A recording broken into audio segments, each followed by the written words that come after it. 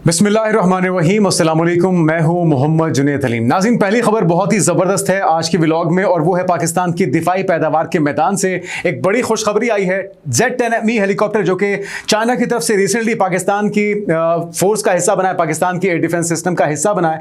अब पाकिस्तान के अंदर इसकी प्रोडक्शन को यकीनी बनाया जा रहा है। एक बहुत ही अहम संग मील है, ज़बरदस्त कामयाबी है। इससे मुतल्लिक कुछ अहम अपडेट्स और डेवलपमेंट आपके साथ शेयर करेंगे। फिर आपको बताएंगे कि इंडियन फौज ने एक नया मनसूबा बनाया है पाकिस्तान के खौफ से, और पाकिस्तान का वो ड्रोन सिस्टम जिसके वजह से ना सिर्फ पैनिक क्रिएट हुआ इंडिया के अंदर, और वो चाल जिसके अंदर पाकिस्तान को फंसाना चाह रहा था इंडिया, जिसका एतराफ़ खुद इजराइल ने कर दिया है कि उनके ड्रोन टेक्नोलॉजी के जरिए और उनके मिसाइल सिस्टम के जरिए पाकिस्तान के ऊपर हमले किए गए हैं। दोनों ममालिक, दोनों नजरियाती कजन्स को पाकिस्तान की तरफ से जबरदस्त पिटाई हुई और मार खानी पड़ी, शिकस्त का सामना करना पड़ा। अब उसके जवाब में एक बटालियन तरतीब दी जा रही है, ड्रोन बटालियन का नाम इसे दिया जा रहा है। कब से ये इंडियन फोर्स का हिस्सा बनेगी और इस पर कितनी तेजी से काम जारी रखा गया है, इससे मुतालिक कुछ तफसीलात आपके साथ शेयर करते हैं।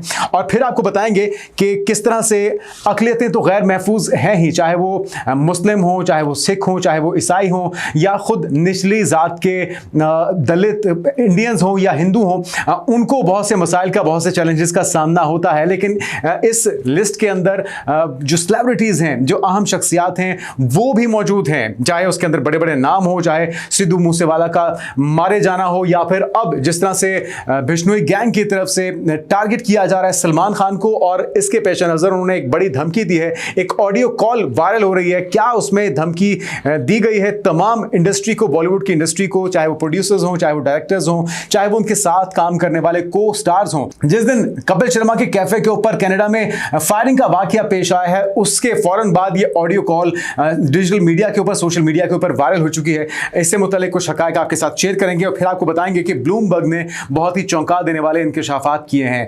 एक इंकशाफ तो यह है कि जो आखिरी राब्ता हुआ था डोनाल्ड ट्रंप का नरेंद्र मोदी के साथ, जिस वक्त G7 इजलास में शिरकत के लिए कनाडा पहुंचे थे नरेंद्र मोदी मिन्नतों तरलों के बाद, और फिर इनका प्लान था कि वो शायद मुलाकात कर पाएं डोनाल्ड ट्रंप के साथ। डोनाल्ड ट्रंप ने हालात की कशीदगी की वजह से, और जिस वक्त आपको याद होगा कि इजराइल और ईरान के दरमियान कशीदगी थी, तो उसी मौके के ऊपर फील्ड मार्शल आसिम मुनीर को होस्ट किया गया उनका लंच डोनाल्ड ट्रंप की तरफ से व्हाइट हाउस में। और खदशा ये था, डर ये था नरेंद्र मोदी को कि कहीं आमना सामना ना हो जाए, कहीं सुलह ना हो जाए, किस मुंह से वो फील्ड मार्शल आसिम मुनीर का सामना करेंगे। तो किस तरह से झाड़ फैलाई थी डोनाल्ड ट्रंप ने, ये सारे इंकशाफात ब्लूमबर्ग ने खुद ही किए हैं। और साथ में उन्होंने ये भी बता दिया है कि डोनाल्ड ट्रंप का इस वक्त पसंदीदा मुल्क कोई और नहीं बल्कि पाकिस्तान है। वो कि हमारे लिए बहुत ज़्यादा ये खुशी की बात नहीं है, क्योंकि एक ट्रैक रिकॉर्ड है पाकिस्तान से बातें मनवाने के लिए इस तरह का रवैया अपनाया जाता है। इसलिए हमें भी सोच समझ के अपने तमाम जो पत्ते हैं उन्हें इस्तेमाल भी करना है, और अपने जो कैंप है उसका इंतखाब भी करना है। तो ये सारी खबरें आपके साथ एक एक करके शेयर करते हैं। पहली जो खबर है वो दिफाई मैदान से है, और वो ये कि पाकिस्तान ने अपनी दिफाई पैदावार के मंसूबों में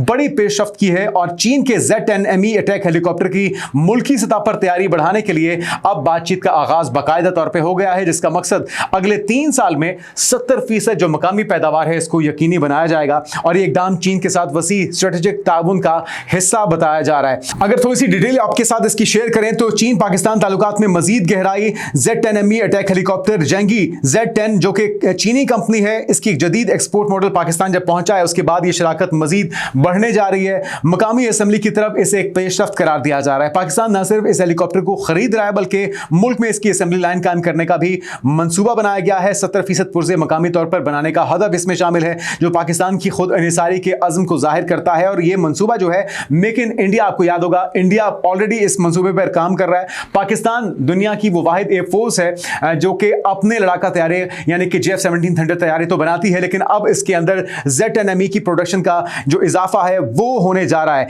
जिससे ना सिर्फ इसकी जो कॉस्ट है वो अपैची, जिसका ये तोड़ के तौर पे इसे इंट्रोड्यूस कराया गया, पाकिस्तान फोर्सेस ने अपनी दिफा का हिस्सा बनाया है, ये उससे कॉस्ट में बहुत ही कम होगा। लगभग 3 गुना ज्यादा अपैची हेलीकॉप्टर की प्राइस है। तो मकामी असेंबली के जरिए इसकी फी यूनिट लागत मजीद कम हो जाएगी, जो पाकिस्तान को कम खर्च में अपने अटैक हेलीकॉप्टर फ्लीट को जदीद बनाने का मौका देगी। साथ में लगभग 6000 मीटर बुलंदी और 300 किलोमीटर फी घंटा की रफ्तार से ये अपने हदफ को निशाना बनाने की सलाहियत रखता है। जदीद हथियार और दिफाई निज़ाम जो है इसका वो 30 मिलीमीटर कैनन मिसाइल और UAV इंटीग्रेशन इसके अंदर मौजूद है। मकामी असेंबली लाइन से टेक्नोलॉजी मुंतकली और खुद इन्हिसारी जो है इसकी मजीद बेहतर हो पाएगी। तो उम्मीद करते हैं कि जल्द ही पाकिस्तान इसकी प्रोडक्शन शुरू करेगा और अगले 3 सालों के अंदर अंदर 70% से ज़ायद जो इसके पुर्ज़ाजात हैं वो भी मकामी सतह पे तैयार किए जाएंगे, जो यकीनी तौर पे मुबारकबाद की मुस्तहिक है पाकिस्तान की फोर्सेस जिन्होंने ये ज़बरदस्त इनिशिएटिव लिया है इसकी पाकिस्तान में प्रोडक्शन को लेकर। अब आते हैं नाज़रीन अगली खबर की तरफ। पाकिस्तान फोर्सेस हो, चाहे पाकिस्तान के दोस्त ममालिक हो, उनका ताबन हो, चाहे वो चाइनीज़ ड्रोन टेक्नोलॉजी हो या टर्किश ड्रोन टेक्नोलॉजी हो, उसने अहम किरदार अदा किया था मई में होने वाली पाकिस्तान और भारत के दरमियान जंग के अंदर। अब इंडिया की बड़ी फौज ने अपनी मुख्तलिफ शाखों के लिए मखसूस ड्रोन बटालियन तैयार करने का फैसला किया है। BBC की तरफ से इसे रिपोर्ट किया जा रहा है और इस हिकमत अमली के तहत बड़ी फौज की ऑल्ट्री, इन्फेंट्री और आर्म डिवीजन में एक एक ड्रोन बटालियन तश्कील दी जाएगी।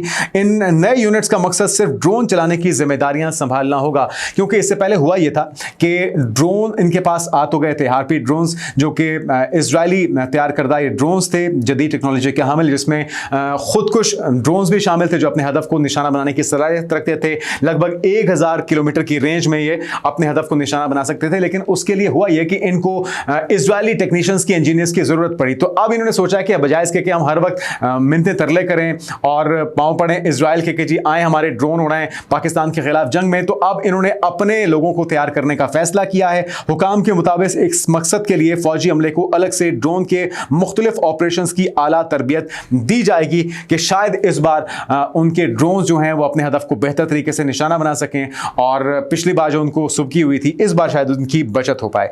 ये तो हो गई नाज़रीन वो BBC की रिपोर्ट जो कि उन्होंने शाया किया, उससे मुतल्लिक तफसीलात हमने आपके साथ शेयर की हैं। अगली खबर है अक़लियतों के गैर महफूज होने से मुतल्लिक। अच्छा, अब इसके अंदर आम शहरी शामिल नहीं है, इसके अंदर वो बॉलीवुड की अहम सेलिब्रिटीज़ जिनके करोड़ों फैंस इंडिया के अंदर मौजूद हैं।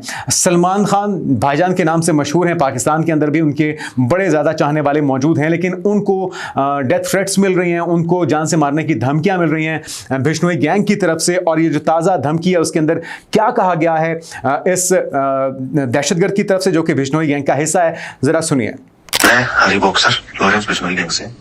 ये जो कपिल शर्मा पे पहले और अब ये जो फायरिंग हुई है ये इसलिए हुई है, इसने सलमान खान को उद्घाटन पे बुलाया था नेटफ्लिक्स के शो पे, और अगली बार जो भी डायरेक्टर, प्रोड्यूसर, कलाकार इनको सारों को वार्निंग नहीं देंगे। अब सीधी AK-47 चलेगी इनकी छाती पे। और मुंबई में ये वार्निंग है सभी को, छोटे मोटे कलाकारों को, छोटे मोटे प्रोड्यूसरों को, सभी को। अब हम मुंबई का माहौल इतना खराब कर देंगे कि तुम लोगों ने सोचा भी नहीं होगा तुम्हारी जिंदगी में, ठीक है। अगर इसके साथ किसी ने भी काम किया, चाहे कोई छोटा मोटा कलाकार हो, छोटा मोटा डायरेक्टर, प्रोड्यूसर हो, हम किसी को भी नहीं छोड़ेंगे, हम मार देंगे उसको। अच्छा जी, ये हरी बॉक्सर थे जो बिश्नोई गैंग का हिस्सा हैं, चाहे वो गोल्डी बरार हो या लॉरेंस बिश्नोई हो, ये वो गैंग्स हैं। सिद्धू मूसेवाला को मारने में भी इन्हीं का हाथ था, और ये RSS के मोदी सरकार के अपने तैयार किए हुए वो भाड़े के गुंडे हैं, दहशतगर्द हैं, जो कि अक़लियतों को, खासतौर पे मुस्लिम जो सेलिब्रिटीज़ हैं उन्हें टारगेट करने के लिए इन्हें तैयार किया गया था। लेकिन ये इस वक्त जो बॉलीवुड का अमन है उसे तबाह करने के दर पे आ चुके हैं। कपिल शर्मा को इसलिए निशाना बनाया, उसके कैफे को इसलिए फायरिंग का निशाना बनाया क्योंकि उसने नेटफ्लिक्स की इनॉग्रेशन के ऊपर सलमान खान को बुलाया था। सलमान खान के चाहने वालों की एक बड़ी तादाद इंडिया के अंदर भी मौजूद है, और ये चीज़ हजम नहीं होती मोदी सरकार को भी, इसलिए चुन चुन के जो मुसलमानों के हक में बोलता है या जो खालिस्तान की तहरीक को सपोर्ट करता है उन्हें टारगेट किया जाता है। और अब ये सिलसिला एक बार फिर से शुरू हो चुका है। तमाम बॉलीवुड को खुलेआम ये शख्स धमकी दे रहा है कि जी जिसने सलमान खान के साथ काम किया, जिसने उसे सपोर्ट किया या जिसने उसके बारे में कोई भी तारीफ की, तो उसे निशाना बनाया जाएगा, उसे मार दिया जाएगा। खुलेआम ये शख्स धमकियां दे रहा है। लेकिन जो फोर्सेस हैं, जो इंडियन पुलिस है, वो इस तरह के जो काली भेड़े हैं, जो किरदार हैं, जो दहशतगर्दी फैला रहे हैं, उन्हें पकड़ने में और इन्हें कैफरे किरदार तक पहुंचाने में मुकम्मल तौर पर नाकाम नजर आती है, जो कि एक बहुत बड़ी नाकामी है मोदी सरकार की अपनी सेलिब्रिटीज को प्रोटेक्ट करने की, बॉलीवुड का अमन तबाह करने वालों को निशाना या गिरफ्तार करने की एक बड़ी नाकामी। ये जो ऑडियो कॉल है वजाते खुद है। तो ये सोचना होगा तमाम सेलिब्रिटीज को भी कि जब तक मोदी सरकार इंडिया के अंदर मौजूद है वो महफूज हो नहीं सकते, बॉलीवुड महफूज हो नहीं सकता, क्योंकि ये एक सोची समझी साजिश के तहत मुसलमानों को हिट करने का एक प्लान है, और खालिस्तान को सपोर्ट करने वाले जितने भी सेलिब्रिटीज हैं वो सारे गैर महफूज हैं भारत के अंदर। अच्छा जी, अगली खबर की तरफ आते हैं। ब्लूमबर्ग की तरफ से नाज़रीन बहुत ही हैरान कुन इंकशाफात किए जा रहे हैं। ये बुनियादी तौर पे ये जो कॉल है ये 17 जून की कॉल है। आपको याद होगा कि G7 समिट के मौके पे पहले तो इंडिया को इनवाइट ही नहीं किया गया, लेकिन जब सिफारती कोशिशों के बाद नरेंद्र मोदी वहां पे जबरदस्ती पहुंचे हैं। आपको याद होगा हरदीप सिंह नज्जर जो है उसको मारा गया खालिस्तान की तहरीक के अंदर, और इस वजह से कनाडा बहुत ज्यादा नाराज है। इंडियन स्टेट मुलविस थी, रॉ इसके अंदर मुलविस थी, और अब G7 के मौके पर पहुंच तो गए नरेंद्र मोदी, लेकिन वहां पे डोनाल्ड ट्रंप से उनकी मुलाकात नहीं हो सकी। डोनाल्ड ट्रंप ये चाहता था कि किस तरीके से पैचअप कराया जाए, और फील्ड मार्शल आसिम मुनीर को जिस वक्त उन्होंने बुलाया था तो वो चाह रहे थे कि मामला सेटल डाउन हो जाए, लेकिन नरेंद्र मोदी के अंदर ना तो ये जरूरत थी, अखलाकी तौर पर वो सामना करने की पोजीशन में नहीं थे। हुआ क्या वो सुन लीजिए। ब्लूमबर्ग रिपोर्ट कर रहा है, और इस रिपोर्ट के मुताबिक अमेरिकी सदर और नरेंद्र मोदी के दरमियान 17 जून को फोन पर लगभग 35 मिनट तवील गुफ्तगू हुई है, जो मजमूई तौर पर टेंस रही, और सदर ट्रंप से मुलाकात के बगैर G7 समिट से वापस चले गए नरेंद्र मोदी, और उन्होंने फोन कॉल करके मोदी को अमेरिका आने की दावत दी, जो मोदी ने मुस्तरद कर दी। नरेंद्र मोदी को खदशा था कि Trump Pakistani field marshal Asim Munir से उनकी मुलाकात करवा देंगे, और रिपोर्ट के मुताबिक इस फोन कॉल के बाद व्हाइट हाउस के रवैये में तब्दीली आई है, और मोदी और ट्रंप की इस कॉल के बाद दोनों तरफ से मजीद कोई बातचीत नहीं हुई। व्हाइट हाउस ने रद्देमल में कहा कि भारत से हमआहंगी मुमकिन नहीं, ताहम बातचीत जारी रहेगी, और भारत पर जो टैरिफ है उसका ऐलान दो तरफा ताल्लुकात के ताबूत में आखिरी कील साबित हुआ है। पहले 25%, फिर 50, फिर मजीद 25%, तो मजमूई तौर पर 50% ये, और पिछले जो टैरिफ से या टैक्सेस थे वो मिला के लगभग 60% से ज्यादा टैरिफ आयद हो चुका है। तो एक बड़ा धचका दिया है नरेंद्र मोदी ने अपनी अना को तस्कीन पहुंचाने के लिए, अपने ताल्लुकात बिगाड़ दिए हैं अमेरिका के साथ, और अब उनको अपनी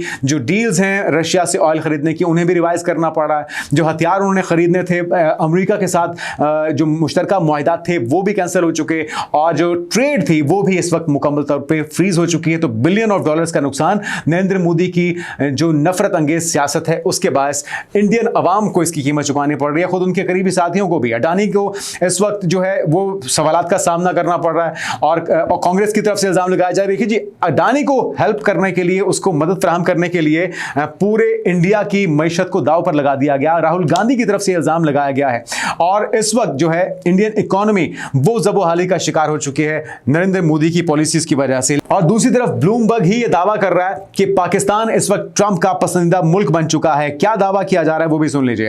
अमेरिकी जरीदे ब्लूमबर्ग का कहना है कि पाकिस्तान अमेरिकी सदर डोनाल्ड ट्रंप का पसंदीदा मुल्क बन चुका है, जबकि भारत को शदीद दबाव का सामना करना पड़ रहा है। और ब्लूमबर्ग के मुताबिक पाकिस्तान ने ट्रंप के सामने अपने पत्ते बेहतरीन तरीके से इस्तेमाल किए। यकीनी तौर पर पाकिस्तान की सिफारती जीत भी है ये, और पाकिस्तान उन चंद ममालिक में शामिल है जिनका अमेरिका से तिजारती मुआहिदा बगैर ज्यादा परेशानी के तय पाया है। शुरू में 29% था और उसमें 10% कमी की गई, अब 19% लगाया गया पाकिस्तान पर टैरिफ। और खित्ते के अंदर अगर देखा जाए, दुनिया के अंदर देखा जाए, तो भारत वो मुल्क है जिसके ऊपर सबसे ज्यादा टैरिफ लगाया गया है। ब्राजील और इंडिया ये दोनों बुनियादी तौर पर ब्रिक्स के बानी भी हैं, और इन दोनों के ऊपर 50-50% टैरिफ लगाया गया। लेकिन ट्रंप ने इशारा यह भी दिया है कि अभी यहाँ पे वो रुकने वाले नहीं है, अभी आने वाले दिनों में इसमें मजीद इजाफा भी मुतवक्के है। तो अमेरिकी जरीदे का कहना है कि ट्रंप इंतजामिया और पाकिस्तान के दरमियान राबतों का आगाज पाक भारत जंग के दौरान हुआ।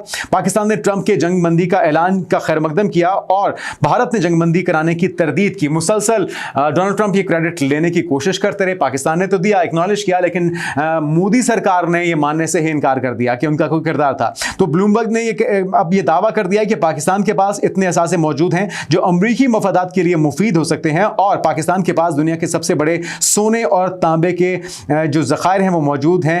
अब तक ना तो इन्हें दरियाफ्त किया गया है, ना इस पर काम हुआ है। तो तेल को दरियाफ्त करने का, उसको तलाश करने का पहले ही कह चुके हैं, और साथ में डोनाल्ड ट्रंप ये भी कह चुके हैं कि शायद आने वाले वक्त में पाकिस्तान भारत को अपना तेल एक्सपोर्ट कर रहा हो। तो यकीनी तौर पे चीज़ें पाकिस्तान के हक में जा रही हैं, और उसकी वजह यह है कि पाकिस्तान ने सही वक्त पे सही फैसला किया। 10 मई को जिस तरह से पाकिस्तान ने अपनी दिफाई सलाहियत का, कुव्वत का मुजाहरा किया है, उसके बाद हालात और वाक़यात पाकिस्तान के हक में और इंडिया के खिलाफ होते जा रहे हैं। वो इंडिया जो पाकिस्तान को आलमी सतह पे तन्हाई का शिकार करना चाहता था, आज खुद वो मुंह छुपा रहा है और दीवार से लग चुका है। लेकिन सिलसिला यहाँ पे रुका नहीं है, अभी आगाज है, अभी और बहुत कुछ होना बाकी है। आने वाले दिनों की पेशरफ से आपको आगाह करते रहेंगे। अब तक के लिए इतना ही, इजाजत दीजिए। अल्लाह हाफिज़।